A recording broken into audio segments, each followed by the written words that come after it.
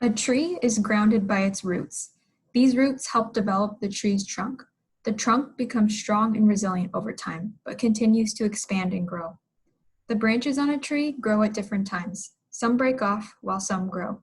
The branches give life to the leaves. The leaves absorb all the sunlight to create food and energy. As the leaves mature, they sometimes fall off the tree, but the tree still stands tall. A tree is a lot like a human being, and specifically for the context of my project, a lot like a first-generation college student like myself. The roots are the values and the various forms of cultural capital that ground us, help us navigate the world, and inform our decision-making. When we begin to recognize and leverage our roots as a strength and contributor to society, we begin to flourish and grow. My name is Kara Ward, and I'm a candidate for the Master of Arts in Leadership Development at Chapman University. The initial inspiration for this project stemmed from personal experience as a first-generation college student during my undergrad at Cal State Fullerton and trying to figure out my career path. The traditional lineup of career services workshops that the university put on each semester included resume and cover letter review, interview skills, how to build out your LinkedIn, and navigating the job search. All really important topics. But in reflecting on my utilization of career services, I recognized that my identity and how it shaped me into who I am, and how that could be an asset in the job interview process was never a part of the conversation. I think this is a significant gap to be addressed.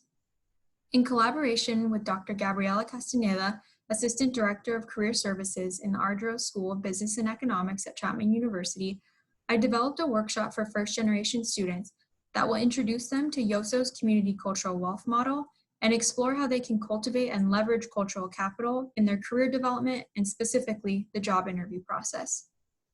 This workshop would serve as a pilot in the Ardro School of Business and Economics with the hopes of expanding this to serve the wider first-generation student community at Chapman and beyond.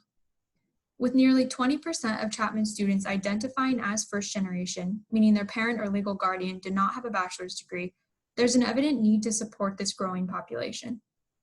Yoso's Community Cultural Wealth Model, grounded in critical race theory, was developed to capture the talents, strengths, and experiences that communities of color bring with them to school and suggest that they cultivate cultural wealth through 6 forms of cultural capital, including aspirational, linguistic, familial, social, navigational, and resistant. You'll notice these 6 forms of cultural capital show up in the roots of the tree. This exemplifies the cultural wealth that can grow on first-generation students. For example, aspirational capital is the ability to maintain hopes and dreams even in the face of barriers. Think about the educational and career aspirations of first-generation students despite those inequities and barriers. Aspirational capital can build marketable skills like perseverance, motivation, determination, and resilience. Navigational capital is the ability to maneuver and navigate through different social institutions. First-generation students gain a lot of navigational capital as they learn how to utilize resources on a college campus. Navigational capital can build marketable skills like resourcefulness, asking for help when you need it most, and being self-aware. Through this workshop, students will be encouraged to explore Yoso's 6 forms of cultural capital and how they show up in their life. They will be presented with sample interview questions and have to work as a group to brainstorm their individual experiences through the lens of Yoso's Community Cultural Wealth Model. The goal is that they leave this workshop and start to view their cultural wealth as a strength and an asset rather than a deficit. I hope that they are encouraged to communicate overlooked skills or undervalued passions when talking about why they are a good candidate for a job, and most importantly, I hope they are reminded that their lived experience matters. To examine the role of career services in higher education and the importance of leveraging cultural capital in first-generation students, I examined a variety of literature around the following themes: first-generation student characteristics, Yoso's Community Cultural Wealth Model, the psychosocial and sociocultural effects of deficit thinking on marginalized communities, and self-authorship. According to Garriott, improvements to existing career theory are needed to keep pace with innovations in practice with first-generation and economically marginalized students and position social-emotional experiences at the forefront of understanding their needs. While Tinto and Engel note that first-generation students are more likely than their peers to be low income, come from communities of color, and be commuter students, I believe it is important to recognize the vast intersectionality associated with being a first-generation student. According to Collins and influenced by Crenshaw's work, intersectionality references the critical insight that race, class, gender, sexuality, ethnicity, nation, ability, and age operate not as unitary, mutually exclusive entities, but rather as reciprocally constructing phenomena.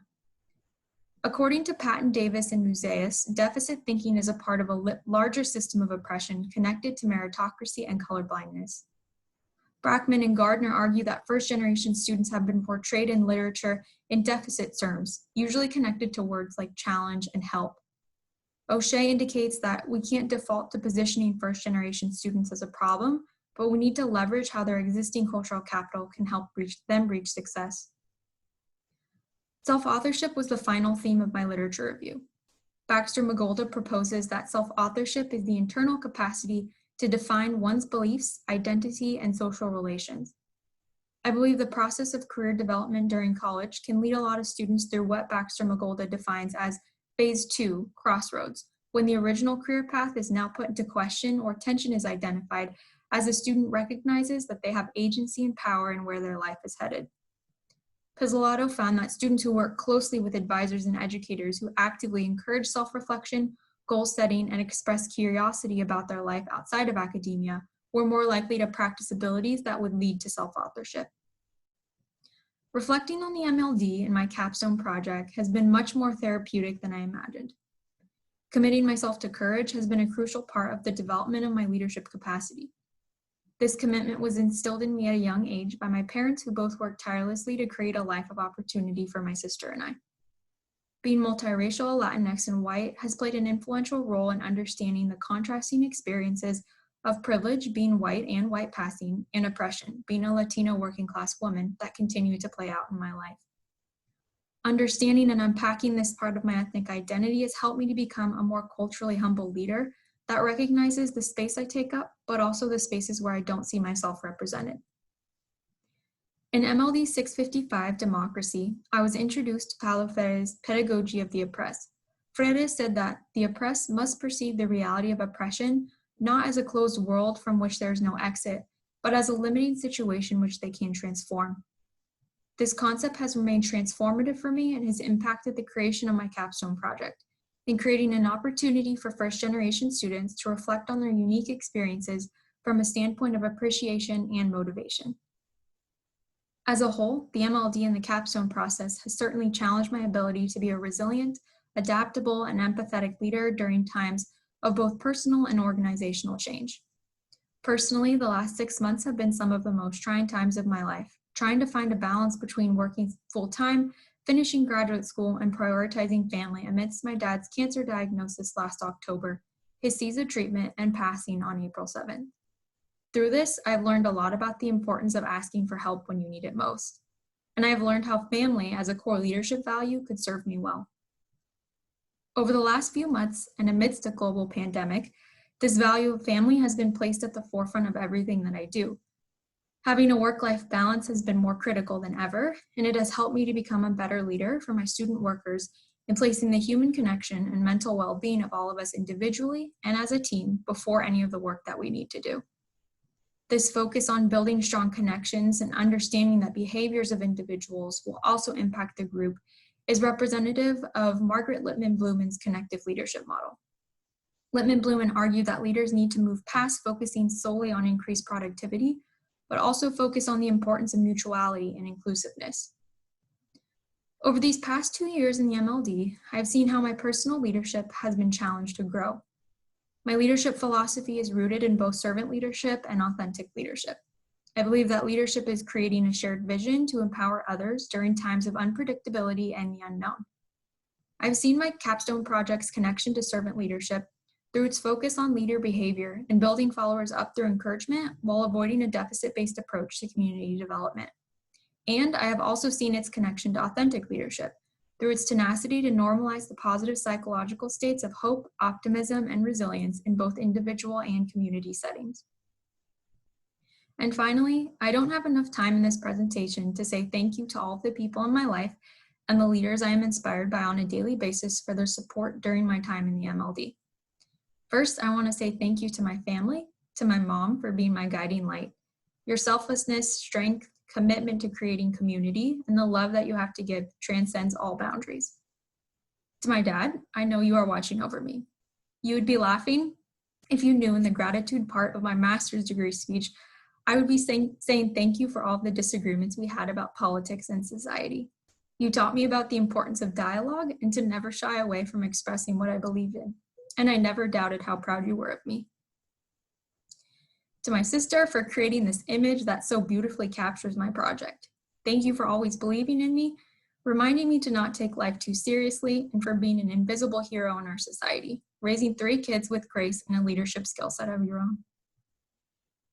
To my partner, Brett, for being my greatest support system. I'm looking forward to continuing to live our life together without school in the way. Thank you to Dr. Gabriela Castaneda for your support through all of this, for believing in me, and for being a leader I look up to in every way.